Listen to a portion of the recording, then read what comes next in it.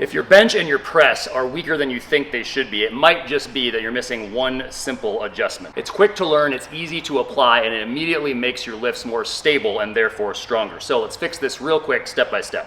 In a recent video, we discussed what's often known as a tension grip, right? So this is a grip that's real important, real useful for pulling movements such as the deadlift. But often, when we get to the pressing movements, a lot of people make the mistake of accidentally taking a grip that kind of mimics a tension grip. In other words, they're taking a grip, if you're looking at it from up here, they're taking a grip where the bar is kind of up by the knuckle line, up by the fingers. And you can see what happens when you unrack it. Let's just say this is the press. You can see what happens when you unrack it is the wrists start to bend, right? So now we've introduced this power leak. We've introduced this bent wrist, this moment of instability in the lift. Don't do this, don't take this type of grip. So instead of accidentally taking this weak grip, you've introduced your poor, weak baby wrists, and compared to the rest of your body, everybody has poor, weak baby wrists. Instead of making that part of the kind of the weak link of the whole situation, you want to take a grip that places the bar as deep in the base of the palm as you can get it to go. Because remember, gravity always wants things to move downward. So if you take a grip with the bar up high by the knuckle line, that bar is going to naturally want to seek out a lower position because gravity is pulling it that way. So we want to try to place it in a low position already.